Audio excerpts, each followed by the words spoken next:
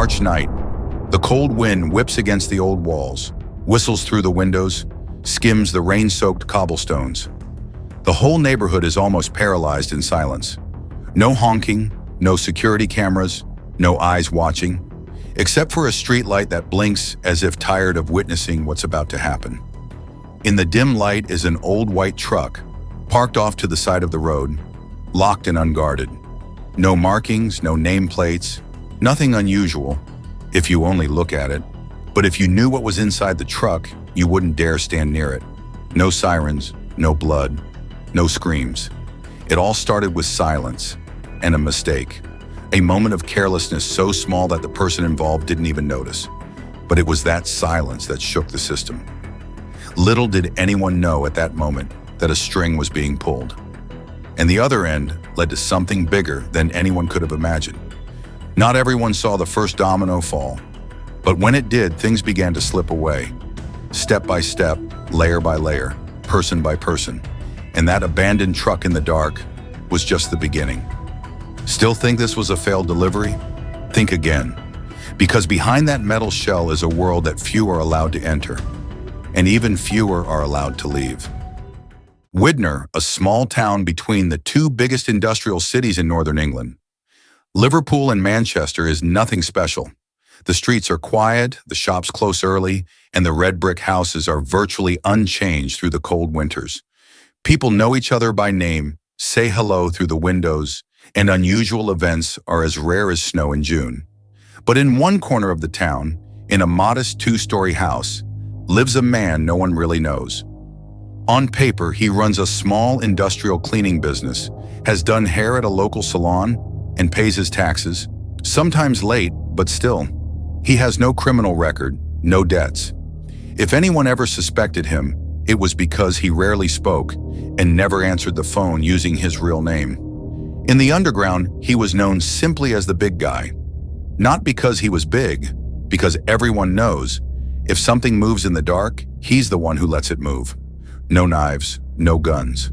The only weapons he uses are papers, contracts, invoices, VAT numbers, company registrations, false identities, and a logistics network that operates so silently and precisely that even the delivery staff don't know what they're carrying. He creates shell companies with legitimate addresses, names that look like food distribution businesses. He buys business licenses from stores that have been closed for years. He creates fake personnel files, hires drivers on a seasonal basis, and pays only in cash. The shipments that cross the border don't need to be disguised with violence, just onions, garlic, and ginger, because their pungent smell is enough to distract any sniffer dog. No one screams. No one is threatened.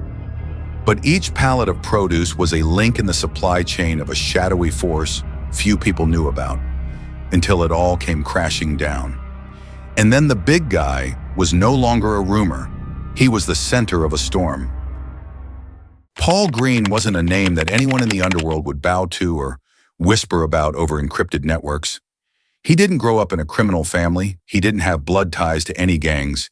He didn't have the years of prison to merchandise that many others had. He was just a quiet man, good at books, and especially patient. But the underworld he entered, however slowly, needed someone who could maneuver. And as the big ports like Rotterdam began to tighten, and as sniffer dogs began to appear in Dover and Felixstowe, the big players needed someone subtle enough to get their goods past the new barriers. Someone who wouldn't be noticed, wouldn't make a fuss, and most importantly, wouldn't leave a trace. Paul Green wasn't a kingpin, but he was the answer. He started with small shipments, sneaking through less checked routes, using a new method, legal on paper, illegal in the back of a truck. The invoices from Spain declared onions, garlic, ginger, all with clear origins, full documentation, and a smell so strong it fooled the inspection equipment. And so, each container, each pallet was brought into the UK as ordinary food. No sirens, no detection. And then, the bosses in higher positions realized he was doing too well. And that was the problem. As hundreds of kilograms of contraband began to pour in every week through clean roads, Too much money began to flow, and too many people began to rely on the rhythm of the green system. But that very smoothness became an Achilles heel. Drivers thought they were carrying real goods. Warehouse staff thought they were storing produce. But then, the pieces of the puzzle began to appear. From a wrong signature on a warehouse lease, to an invoice with a duplicate VAT number, to an email sent from a non-existent address. And as the system expanded, Paul Green was no longer a hidden link. He became the center, and the center is always visible, no matter how hard you try to hide it. It was a quiet night outside Amsterdam. It wasn't raining, but the cold seeped into every corner of the deserted industrial area. The street where the truck had stopped was almost deserted. No cameras, no passers-by, no curious glances. There was only one white truck, like hundreds of others that had passed by. The doors were securely locked, with no sign of having been forced open.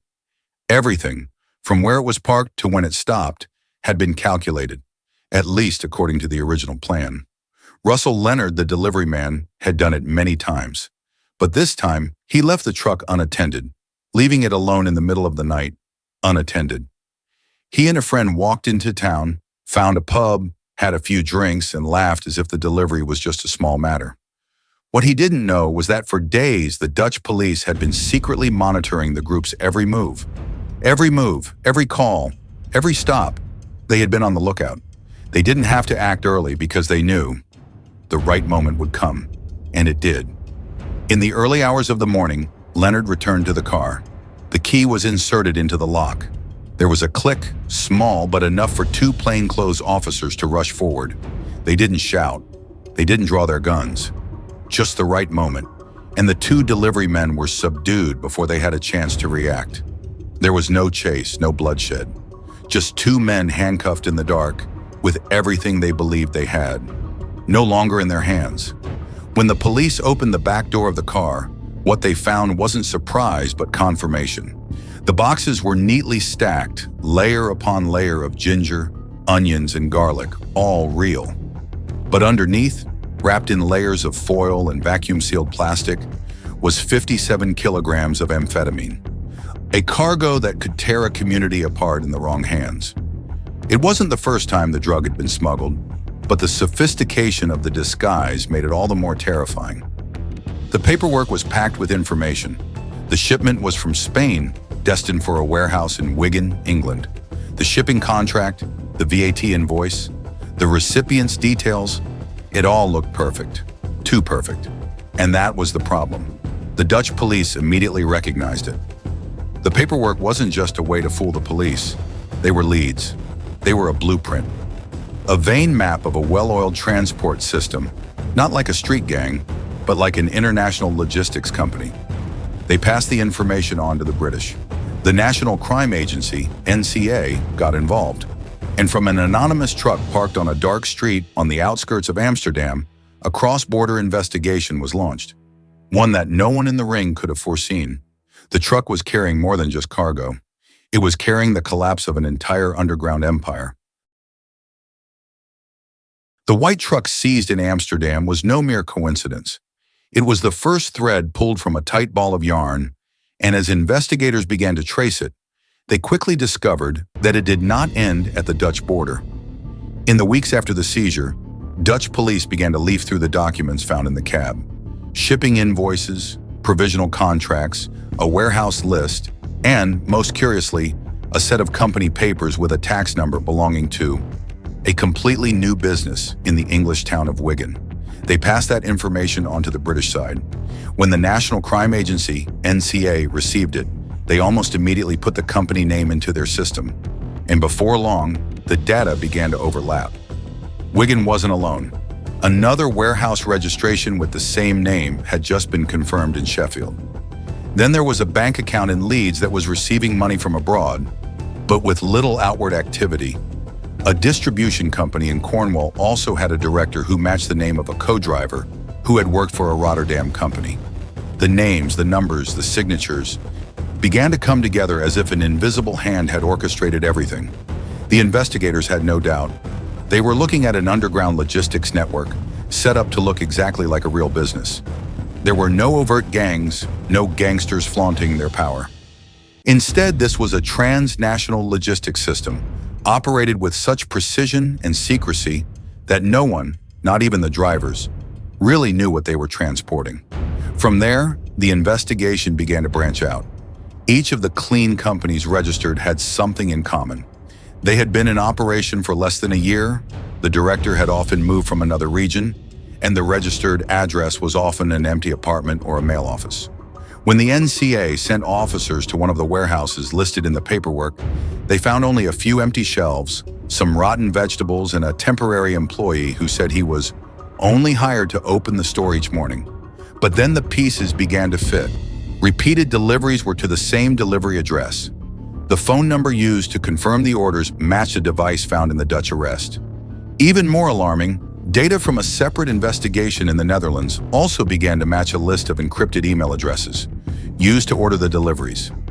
Among them was a user with the alias Duck Farmer. He did not text often, but once he did, everything happened down to the minute. And that's when officers began to build a map. A diagram with no names or faces, but with routes, arrival times, and departures. It's like tracing a giant distribution system, except the goods aren't actually fruit and vegetables. More than 240 shipments are marked. The route map stretches from Rotterdam to Wigan, passing through hubs like Immingham, Leeds, Bolton, and all the way up to Glasgow. By no logos, no uniforms, no office signs or company nameplates hanging on the door. All that exists in this system is paper. Fake documents, anonymous warehouse leases, legitimate shipping invoices but taped to boxes whose contents are never inspected. Names like Potfresh, Europroduce, or Harvest Choice, which sound like normal grocery companies that supply vegetables to supermarkets, have no real offices, no permanent employees, not even a direct phone number. Everything is run through anonymous emails and bank accounts in the names of people who have no idea what they own. Drivers are hired through temporary job boards, given temporary contracts, assigned specific routes, and accepted only cash. They are told not to ask questions, not to open the car, not to change the schedule. Warehouses were scattered in Wigan, Leeds, Sheffield, Rotterdam, and even remote places like Immingham. Often old warehouses rented on a quarterly basis, with no signs, just key codes and delivery schedules updated each morning via encrypted text messages. The finances were run by a man living in Bolton, inconspicuous, unsuspecting. He handled all the cash coming in, split the payments, and sent it back overseas through shell companies.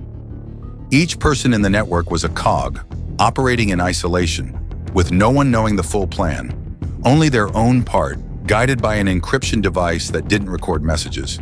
And that system, seemingly invisible, began to show up when European investigators successfully broke into EncroChat.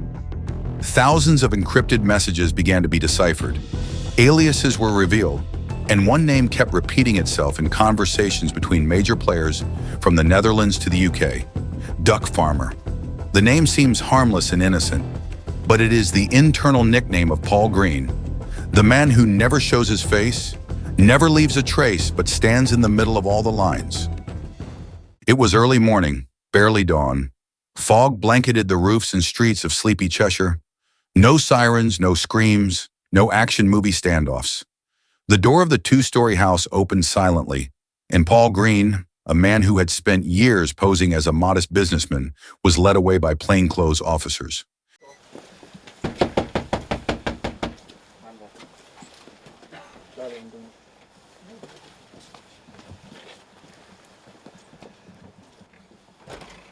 Police, open the door. Police with a warrant. Yes. You can't stay down here. All okay.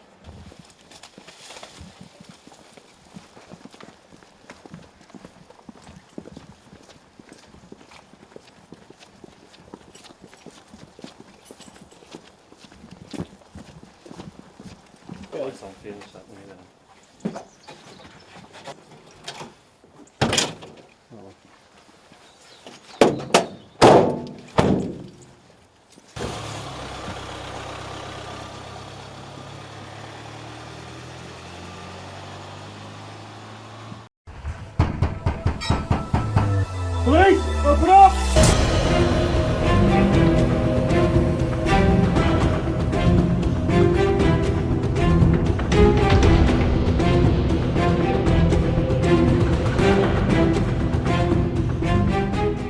No handcuffs, no words. He knew it was over.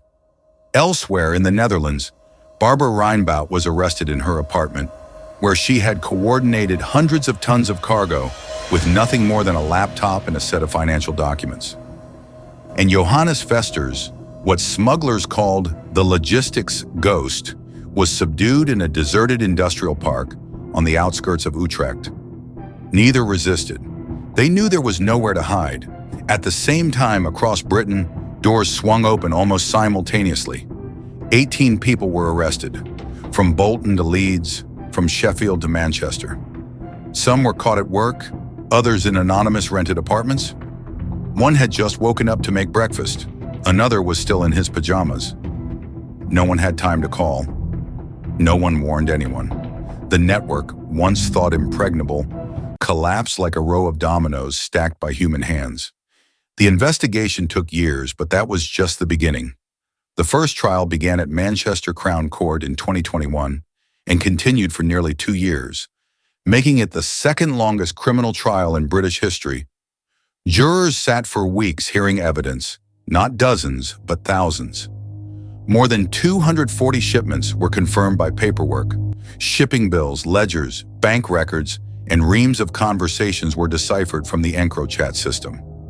Every text message, every account number, every waybill number helped piece together the chain of command. From unmarked warehouses in Wigan to pallets of rotting onions sent back from the port of Immingham, they were all traced back to one name, the man who had pulled the strings without ever showing his face.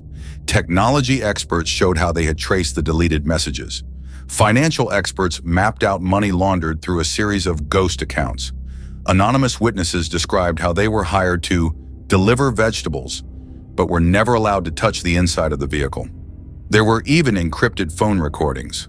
Paul Green snapped in one call, "If that vehicle has gone, we're sitting on a time bomb." Finally, the verdict was in. Paul Green, 32 years in prison for running a multi-billion-pound smuggling network and overseeing more than 7 billion pounds of illegal goods entering the UK. Stephen Martin, the financial manager, got 28 years. Mohammed Oves, 27 years for coordinating nationwide deliveries. Russell Leonard, 24 years, just for leaving a truck unattended. In the Netherlands, Reinbout got 18 years, Vesters 20. Everyone in the network was punished, from the couriers to the bookkeepers, from the forgers to the operators of the fake bank accounts. No one escaped. No loophole was overlooked. In total, more than 251 years were handed down, not to a street gang, but to an underground empire built on lines of numbers, fake company names, and seemingly harmless crates of vegetables. And the moment the handcuffs locked around Paul Green's wrists, everything he had carefully laid out for nearly a decade came crashing down.